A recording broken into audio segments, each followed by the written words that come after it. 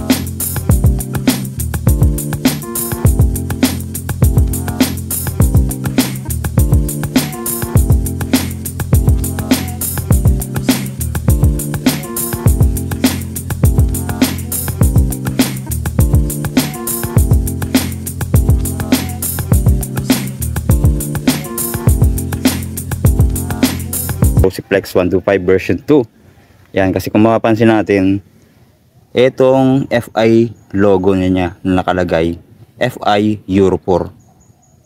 Sa mga bagong kukuha ng ganito mga kapatid, ganito na po yung makukuha niyo. No, meron na siyang ganitong logo at matatrace na natin or malalaman na natin na FI po siya. Yan. Tapos napakaganda rin ang kulay nito dahil napakalamig sa mata. So para sa akin, ito yung pinakamagandang kulay ng Flex 125i. Marami nga nagsasabi nito na magandang model na ginawa ng Rusi dahil wala siyang kamukha, no?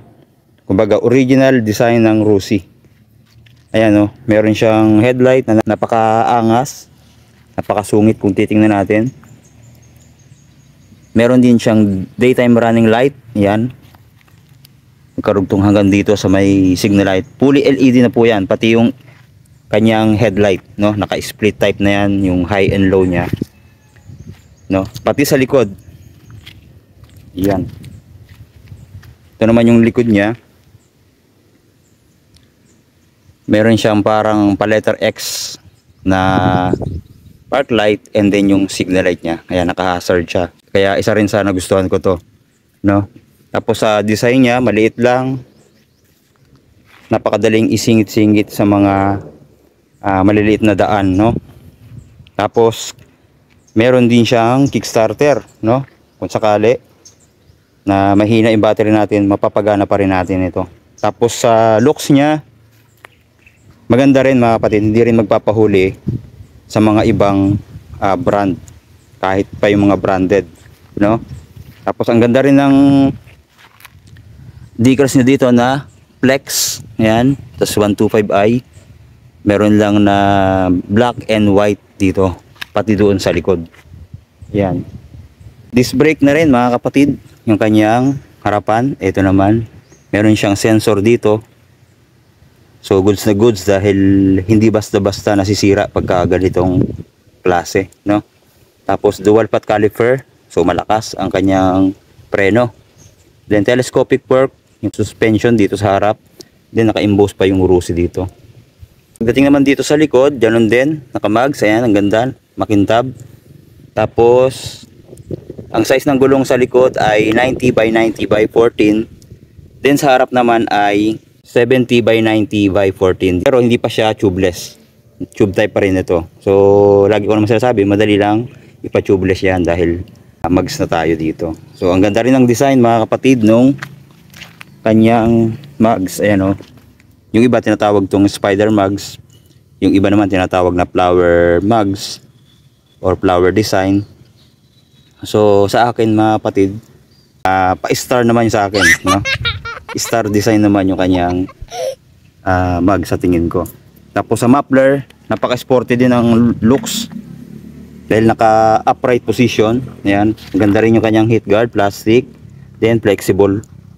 Tapos yung muffler niya, ayan, hindi man siya masyadong bulky, so saktuhan lang. Tapos ayan naman yung pinaka dulo niya. Tapos meron din siyang tire hugger, so safe na safe sa mga talsik ng dumi. Tapos yung fender niya sa likod, ayan, napakaganda rin, sporty. May ilaw din niya na LED dito sa may plate holder, then reflector.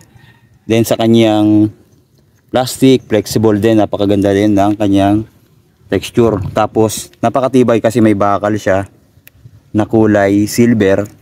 Hanggang dito sa likod makikita natin yung brace na bakal. Kaya matibay ito, hindi basta-basta. Then naka single shock na kulay glossy black.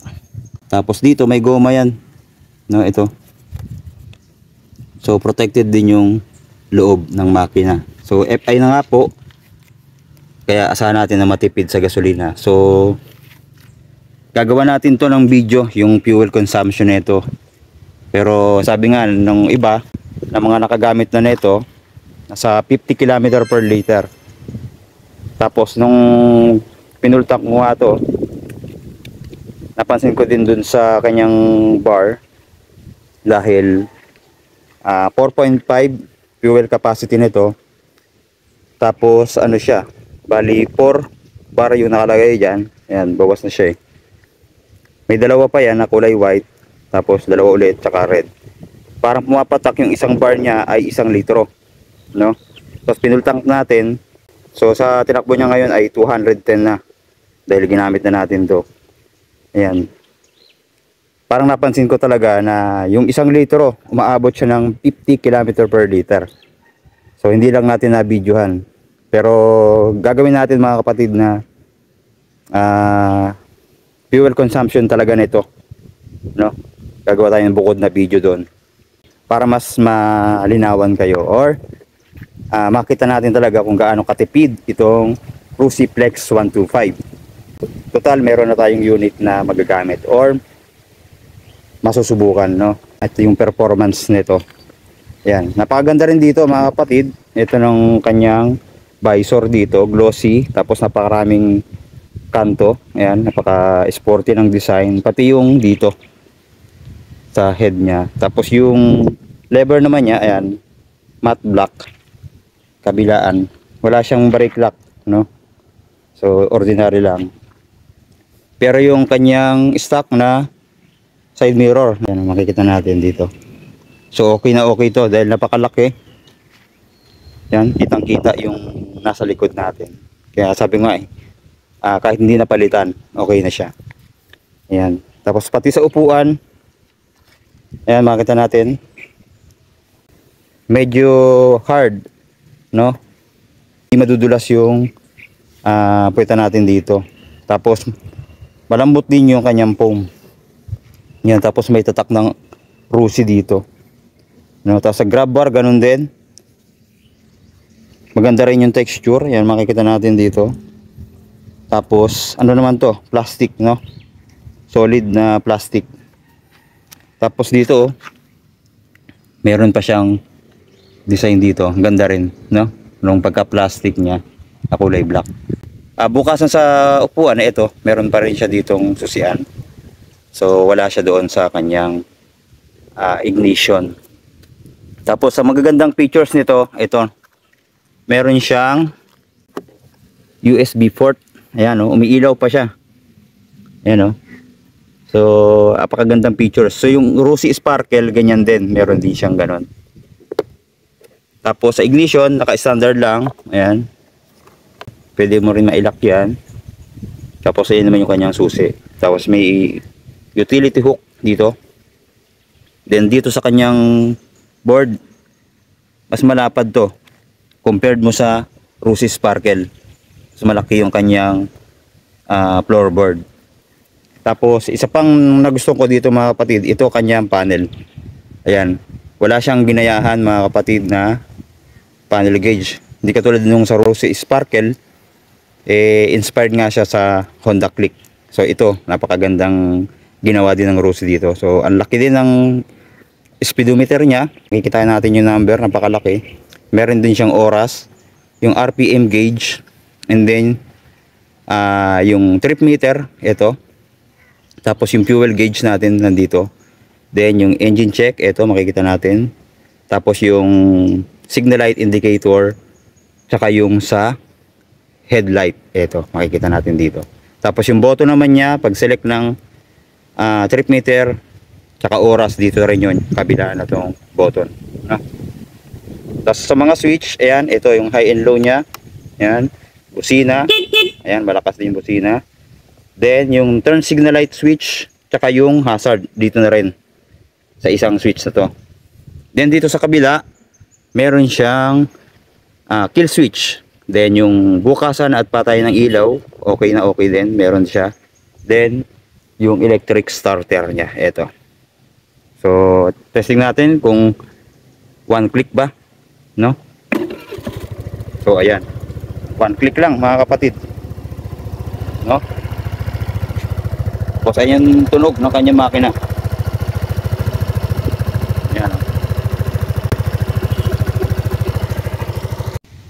Ayan po, narinig natin yung kanyang tunog. Napaka-smooth naman. So, tingnan naman natin mga kapatid, itong kanyang compartment. So, siyan natin dito.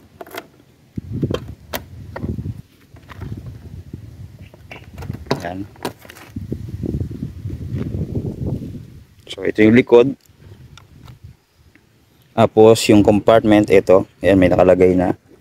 Yung kapote. And then yung papel ng motor, andyan na rin. Tapos ito, yung ikakabit natin para dito. Magiging shock absorber niya. Para pag binubuksan natin, automatic na siyang aangat. Yan, nandito yung kanyang battery. Kaya napaka safety. Then yung mga iba pa niyang function, yung relay niya, nandito na rin. Tapos, ito naman yung fuel tank. Yan, napakaganda rin ng forma. May goma pa yan, kaya secured siya, hindi mapapasukan ng tubig. Tapos 4.5 liters nga po yung capacity nito. So, nandito yung kanyang OBD, no? Sa loob na ito. So safety rin mga kapatid. Then yung size naman nito ay napakaliit lang. Compare mo dun sa Sparkle 125. Malaki yun at mas mataas. So halos kung ipag-compare natin, kasing laki siya ng Honda Beat 110 or yung MIUI 125, no? Kasi nakagamit na tayo ng MIUI 125. Halos same size sila, pati yung taas. So pakita rin natin mga kapatid yung size nito at uupuan natin, no?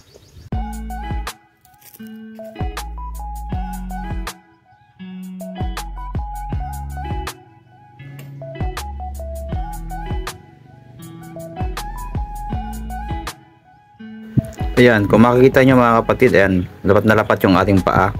So, napakababa lang niya. Sa height nating 5'6". Pang beginner bike, pwedeng pwede to, lalo na sa mga babae. Malambot din yung kanyang shock sa harap at sa likod. So, goods na goods to.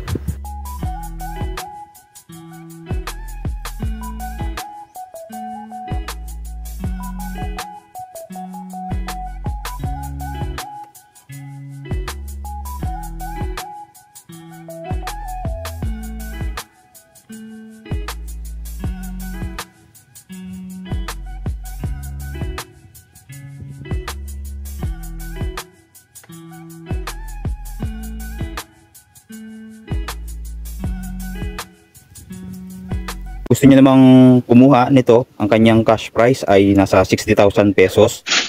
Tapos kung installment natin kukunin, ay meron siyang down payment na 3,000. Then sa 3 years, meron siyang monthly na 2,760. Pag updated ka, may rebate na 300, magiging 2,460 na lang po. Yan. So ayan po yung ating quick update para dito sa Rusi Flex 125i version 2. Punta na kayo sa mga Rusi branches nationwide at kumuha na kayo, no? Kung hindi man ito yung Rusi Sparkle 125, meron na rin pong ganitong version. So ayan lang po, maraming salamat sa panonood mga kapatid. God bless and stay safe always.